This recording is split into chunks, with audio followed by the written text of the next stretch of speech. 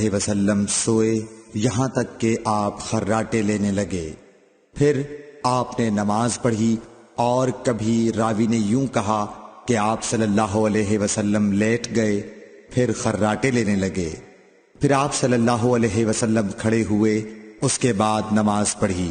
ابن عباس رضی اللہ تعالی عنہ کہتے تھے کہ ایک مرتبہ میں نے اپنی خالہ ام المومنین حضرت میمونہ کے گھر رات گزاری تو میں نے دیکھا کہ رسول اللہ صلی اللہ علیہ وسلم رات کو اٹھے۔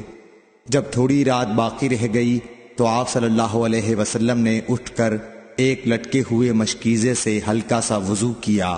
عمرو اس کا ہلکا پن اور معمولی ہونا بیان کرتے تھے، اور آپ کھڑے ہو کر نماز پڑھنے لگے تو میں نے بھی اسی طرح وضو کیا جس طرح آپ صلی اللہ علیہ وسلم نے کیا تھا۔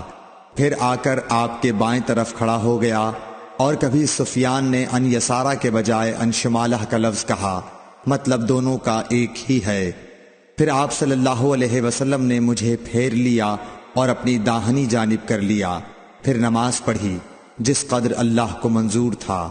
پھر آپ لیٹ گئے اور سو گئے حتیٰ کہ خراٹوں کی آواز آنے لگی۔ پھر آپ کی خدمت میں مؤذن حاضر ہوا اور اس نے آپ کو نماز کی اطلاع دی۔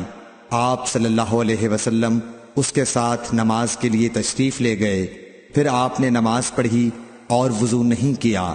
سفیان کہتے ہیں کہ ہم نے عمروں سے کہا، کچھ لوگ کہتے ہیں کہ رسول اللہ صلی اللہ علیہ وسلم کی آنکھیں سوتی تھیں، دل نہیں سوتا تھا۔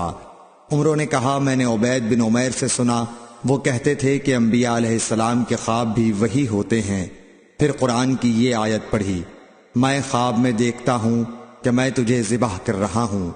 صحیح بخاری حدیث number 138۔ Thanks for watching. Don't forget to like, comment, share and subscribe to